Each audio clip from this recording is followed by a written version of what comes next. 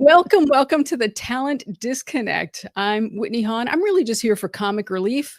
But when I'm not doing this, I'm an advisor with Provoke Better, leadership and management consultants. My guest today is the legendary Janice Litvin, author and keynote speaker. Janice has already released 2 books, one called Banish Burnout Toolkit, the other one, Banish Organizational Burnout. And her new keynote relates directly to the topic we're talking about today, which is recruiting to retain in the age of AI. Janice, welcome. Thank you so much, Whitney. I'm really excited to be here. I'm excited as well. We have a really crisp, tight 30 minutes to talk about this problem today. But before we do that, I just want to make sure that we allow a little time for everybody to join the live stream. We're able to see the comments here on StreamYard, although there's a slight delay in your comment. So if you make a comment and we don't get to it right away, it's because there is that slight delay here. But I'm curious if you've joined us live, if you would put in the comments what your position is at the company that has you interested in solving this talent disconnect. Janice and I have a gentlewoman's bet, if you will, about the makeup of today's audience. I think the foregone conclusion, Janice, from many people is that it's only human resources professionals that are tasked with and interested with solving the talent disconnect. But I have said, oh, no. This is a much broader problem than that. Yeah. This will relate also to CEOs, C-suite organizational leaders, and operations managers. I think we're seeing those are the sorts of folks that are more involved in it as well, or I would say at least should be. I wanted to add one thing, and that is you forgot my friends, the IT directors, because recruiting in tech is more complicated than ever. Well, that's a good point. And are you saying that the IT directors are more involved from a selection process or just really the technical back end of how recruiting is happening right now? I would just say from a general strategic direction, but their hiring managers are all very involved. Oh, that's a good point. Okay, we're a little ahead of the topic, so save that, all right? Yeah. And let's go ahead and get into it a little bit. First of all, I need to make sure that we're properly framing this problem. This is now the 3rd major conversation I've had about hiring, recruitment, retaining this year. And even though I'm not an HR professional by training, I encounter this sort of problem every day when I'm working with my consulting clients. So what is wrong now, Janice? What has changed in the last year or two, certainly in the last 5 years, that has made the way that we used to recruit not as effective today? Well, I mean, let's start with something simple. The job descriptions were always written in such a bland way. You had a very short description of the company, very bland, very vanilla description. Then you had the job duties and the responsibilities, and most managers loaded up the responsibilities and the requirements with every perfection, nice to have. And so candidates didn't know if they should apply, and they really didn't have a feel for the organization. Interesting. And just to quantify, if we can, why this is such an important financially, such an important problem to solve. Do you know what the latest stats say on what a bad hire will cost you or what turnover will cost the organization? I don't have that on the top of my head, but I know that every time you have to replace a candidate, it can cost 50% to 200% of annual salary. Yes, and that's what I've heard as well. Okay, so that is consistent. In fact, in some industries, in some very specific, perhaps tech is one of those interesting industries, for example, that it's even higher. It could be 3 to 5 times the salary of the individual that just left because they were a bad hire, perhaps, or because you didn't have good retention. And that's a lot of money. It's a lot of money, a lot of lost productivity wrapped up into that as well. So I want to reassure the audience today that we are going to tell you not just about what's wrong and what's broken, but some things that you can do to improve it. And we do want you to stick around if you are somebody who's responsible for hiring. So maybe you are an HR manager, maybe you're in the C-suite, maybe you're an operations manager, a tech manager. If you're leading a team or overseeing hiring in any way, shape, or form right now, this topic is for you because it will help you improve the candidates that you're filtering through and ultimately improve those that you invite to join your organization. You're going to get them off on the right foot. Yes? Yes. And candidates are getting pickier, by the way. They're getting multiple offers and they're getting pickier. And so recruiting is a part of your sales process, or sales should be a part of your recruiting process. I couldn't agree more, Janice. I like to think of it as recruitment marketing. And Yes. that is exactly what you're doing. You're marketing not just that position, but your company and what that candidate could achieve in their own life by joining your company. Absolutely. Yes. And what they can contribute to your company. It's all of those things. That self-satisfaction, the career development, the quality of life that they may have in the community where your company is located, or if they're able to work remotely. Is that something that's attracted to them? There are a lot of things around it. Let me just pause for a brief little where's my correct asset? There we go. A little roadmap for what we're going to talk about today. The signals of the problem is what I'm going to into next with you, Janice. Then how to attract the talent you actually want. What role of, if any, and I think by the title we've betrayed the secret here, that AI is having in killing trust. How your job description reeks of burnout. That actually might have been a more fun title to name this.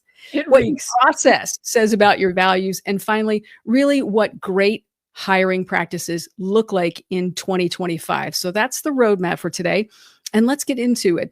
As you think about the signals that are present in a workplace, there's really a disconnect in hiring. What would you say are some of those signals? For the disconnect in hiring? Yes. Yeah, well, there's so many.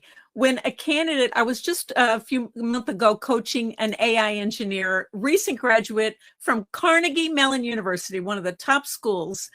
She had all kinds of advantages and benefits on her resume. And she went to work for a large company you all know, which I won't mention.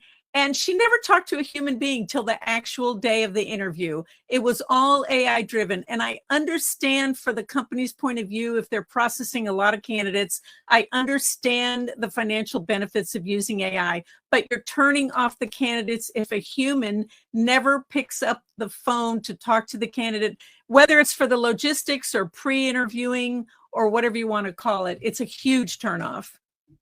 And that's just one of the problems. I mean, certainly AI can be a help or it can be a hindrance, but I don't want to make the mistake of saying, well, just don't use AI and your recruitment will be fixed. That would be oversimplification, right? Absolutely. So what are some of the other signals that your recruitment processes are currently disconnected from what talent's actually looking for? Well, talent is looking for a certain kind of culture, a certain kind of feel, if you will, from the organization.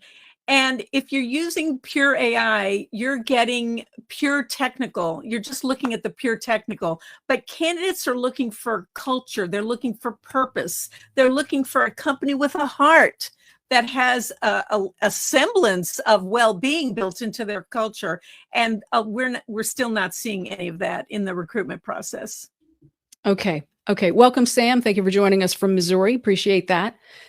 As we think about this talent disconnect then, Janice, and you've foreshadowed a few of these answers already, what are some of the ways that HR leaders should be doing things differently to become an attraction magnet for mission-aligned candidates with the right skill set and the right attitude that are like, yep, I don't just want a job, I want this job at this company, and I want it now. How does that happen? First of all, I want to welcome my friend Sam Polly. Thank you so much for tuning in. Well, one thing that companies can do is some direct outreach on LinkedIn, just like we're streaming here. Get someone from HR and someone from the team, the hiring manager or one of the techs from the team, to run a little LinkedIn Live. What is it like to work for this company? Hey, why do you like working here? You've been here 5 years. Tell our audience what you love about working for this company. Tell the audience what a new candidate can expect, especially for the recent graduates and the emerging professionals. What are the benefits of working here? Tell them about the work itself. What are some of the kinds of projects they might have the opportunity to work on? Inspire them to want to apply.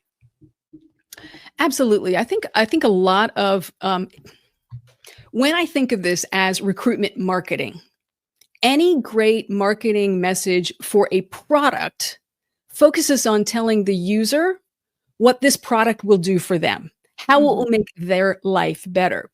But for some reason, we tend to forget those things when it comes to recruitment marketing. We talk about what we, the employer, need, must have this, must do that. We want this, we want that. We do this, we do that. And we leave the candidate out of their own adventurous, heroic story. We don't do that with products. But if we start to think about our company like products, what I'm hearing you say, Janice, is that mind shift immediately starts to change how we message this opportunity with our company. Is that right? Yes. And what I think I'm hearing you say, Whitney, is purpose. Candidates are looking to align their goals with the overall purpose of the company. Let me give you a simplistic example. I had a client that was a large construction manufacturing firm.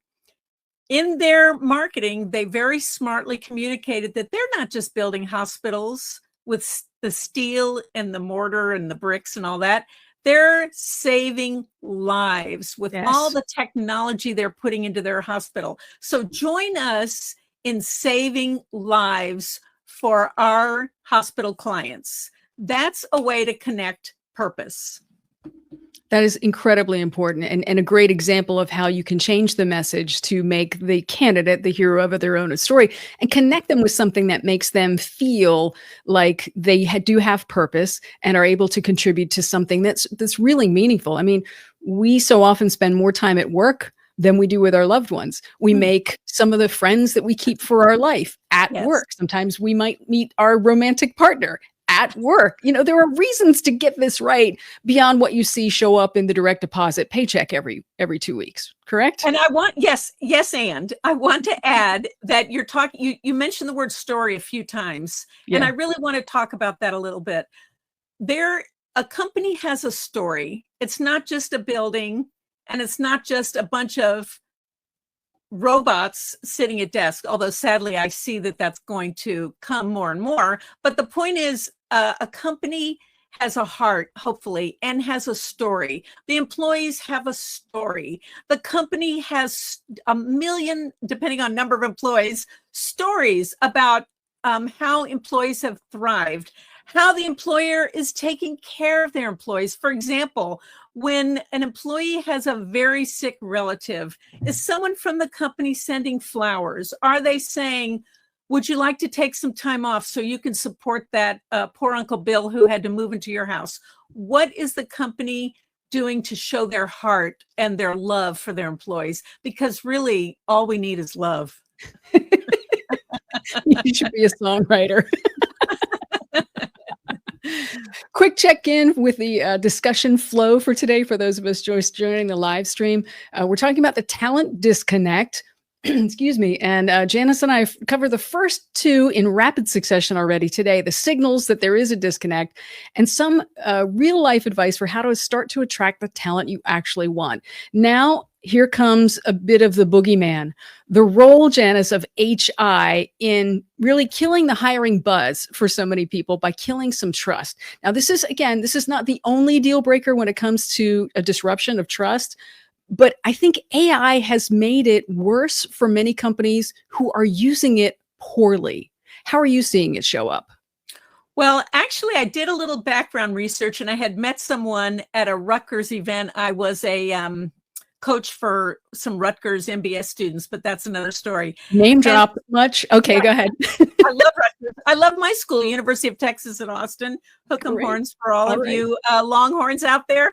But oddly, and this surprised me, there is some inherent bias inadvertently built into the AI search selection. For example, apparently, according to my friend who's doing this research, females and males write differently, and AI is inadvertently picking up more male resumes than female resumes. That's one random example, but there are many other biases built into the AI selection. I know a lot of you employers are using AI for the sourcing part of it, so that's something that you really need to look at. Oh, that's incredible.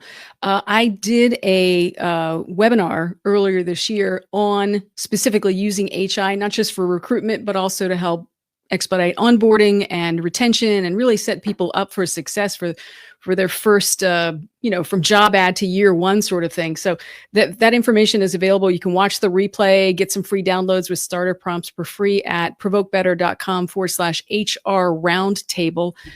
You can see that at the bottom of your ticker if you want to pick that up, because you're right. There are ways that are getting it right and ways that are getting it wrong.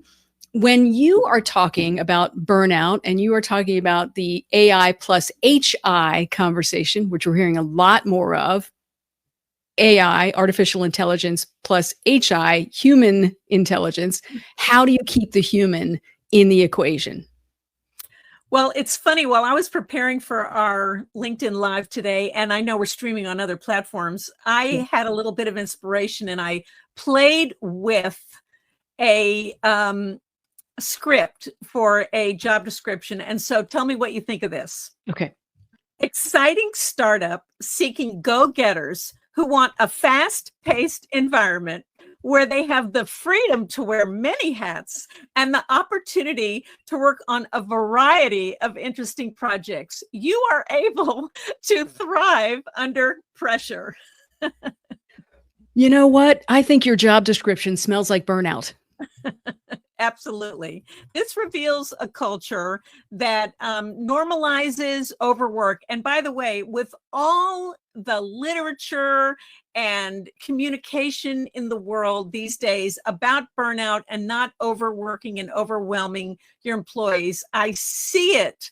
I see overwork alive and well. One of my best friends' son-in-law took an internship at a high-end VC firm this summer doing data analytics, and he was working minimum 12 hours a day, and he said that's just the way it is. Ouch. Very big ouch. That is rough. I'm afraid that's more pervasive than we think.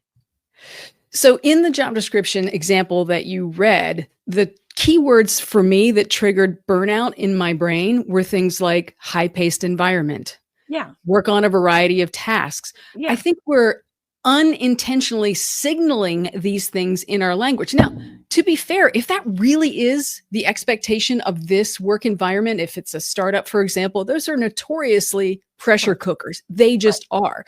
So in one way, if you don't talk about that, you're being untrue to the work environment, to the culture and the expectation of what that candidate would experience, in fact, if they join that.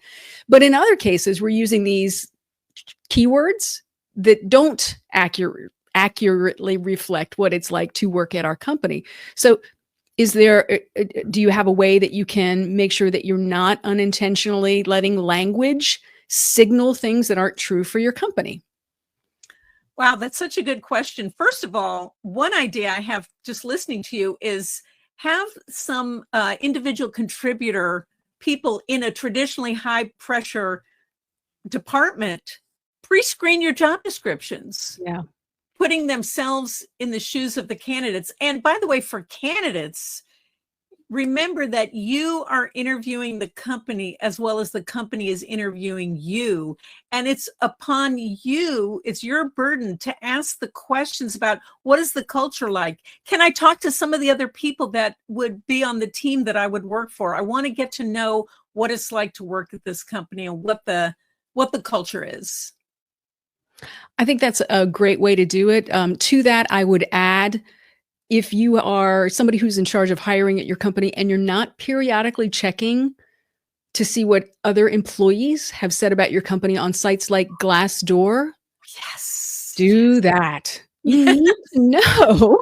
Yes. Right? And admittedly, sometimes it's only the disgruntled employees who are leaving comments on Glassdoor, but it's still an insight. You can still gain valuable information about it. An example from my work as a consultant, one of my earliest projects in this type of position was working with a company on recruitment. And I did the Glassdoor audit. And I said, do you realize that many people in making comments on this have said they don't have a career path forward at your company? Mm-hmm. And the company administrator is like, well, yes, they do. We do this, we offer that, we do this. I'm like, well, apparently they didn't know about it. So you're only talking about it at your senior leadership retreats. One of the things you need to do is make sure that that's more relevant. Now I'm jumping ahead to more retention type issues, but Glassdoor can be a great way to get that 360 review. One of many tools to use to help you see how are your newest employees touching this company and really experiencing it. And somebody took improv class. Yeah. You can send around a 1 or 2 question survey once a week, once a quarter, once a month.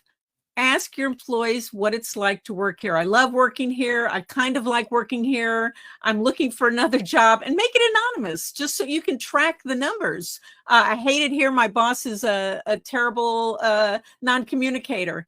And start to look at what Gallup talks about in terms of what are the key drivers of burnout. Lack of control, lack of support from manager, overwhelm and overwork we already talked about, unreasonable demands. Yep. And not asking the candidates as their workers, how are you doing? What do you need from me as a manager? What resources do you need from me? Are managers taking their team out to lunch? Are they spending, again, we've jumped over into the retention discussion, but are managers spending time with their employees? Are they asking them, how's it going?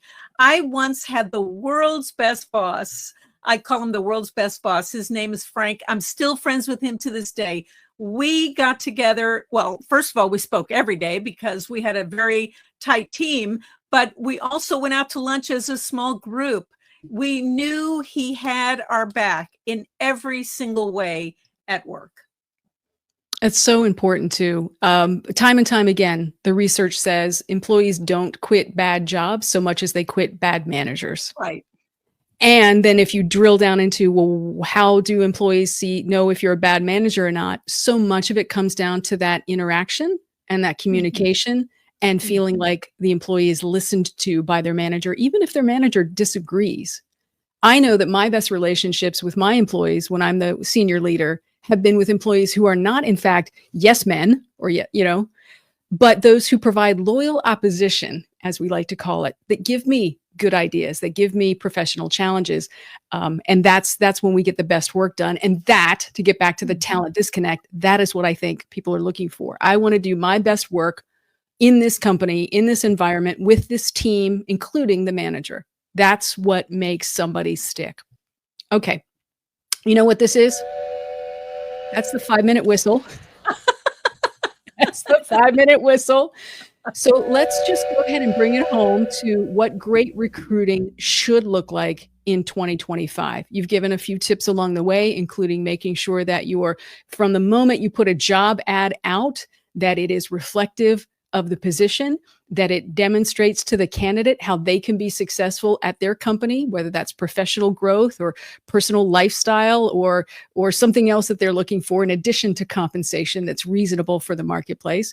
You've talked about how AI can sometimes include unnecessary bias in job descriptions, or if used properly, it might help you filter out for biases you didn't know was in your language so that your job description does not reek of burnout and future disappointments. So what else does someone need to know if there's a leader listening and they want to stand out over the next 6 to 12 months in what I've heard people call an employer's market and snag the absolute highest quality, high performing talent? What should they be doing right now? They should be communicating with clarity for every step of the way, from the written job description to the communication, whether you're using social media. And by the way, I hope hiring managers and their team are communicating on LinkedIn and recruiting their friends to join the company, because people like to hire someone they are pretty sure is going to work out. And if one person is doing really well, their peers and colleagues will probably do well also. And so the outbound communication on social media is really, really crucial. Not just paying for job posts on LinkedIn or LinkedIn Recruiter, but actually communicating with people, one-on-one communication, and other ways to broadcast personal posts from team members about, hey, friends, we're looking. My team is looking. I'm allowed to submit people directly, where you can skip the big recruiting engine, the HR department. I can submit resumes to get you started in the conversation directly to my boss. Everybody, just send me a note and let me know you're interested, and we will pick up the ball and take it from there, to use a basketball reference. And I love that idea too, because I think that when we're thinking about the human connection, our minds immediately go to the recruiter, the hiring manager, the person, the operations manager who may be interviewing me. But we can forget that those networks that we have, those referral sources, can be very, very valuable as well. So make sure that your resume is tuned up. Make sure that if you're the job hunter, make sure that your references are ready, and see about using that network. And if you're the recruitment officer, yes, engaging your workforce to say, hey, if you love it here, why don't you invite somebody who you admire, who you appreciate, who you would like being in the trenches with, to join you here, and we can fast track application consideration. It's not a guarantee, but let's fast track some consideration, because that's what you do for friends, right?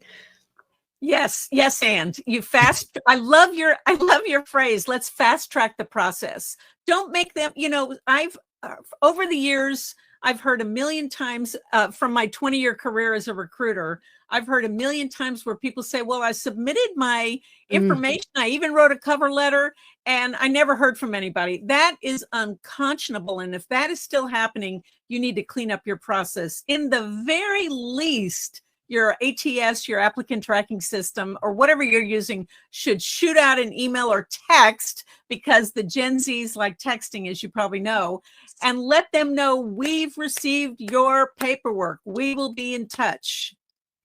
Definitely. Communication is really, really key. Yeah. If you're sending out, hey, we considered your application, but the position's been filled 3 months after you filled the position and you never otherwise communicated with that person, like, why are you even bothering?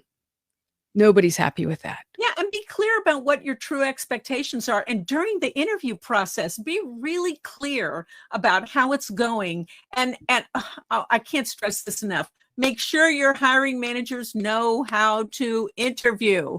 And even if they're techie introverts, teach them some really critical, not those age-old behavioral interviewing questions, but some human connection points to make sure that the candidates feel comfortable to share their stories. Great tips all the way around. My goodness, that half hour flew by, my dear, just flew by. As we close out from today, what parting words of wisdom would you give to the HR managers, to the CEOs, to the operations managers who say, I need great talent, I want great talent, what do I do? What's the one takeaway you want from today? Remember that recruiting is a human process. Remember the humans. It's like remember the Alamo. Remember the humans. While you're remembering the humans, I certainly hope that you remember the humans here today. Janice Litvin, thank you so much for joining me for the Talent Disconnect. You can connect with Janice on Facebook, on LinkedIn. LinkedIn happens to be my preferred network, so our connection names are at the bottom here, so please connect with us on social media channels, and certainly share this live stream. The recordings will be available. Share it with somebody in your hiring process who needs to hear this, who needs to help fill your workplace with strongly qualified, mission-aligned people who don't just want a job, they want this job at this company. Janice, thank you again so much. Thank you so much, Whitney. I just love the music.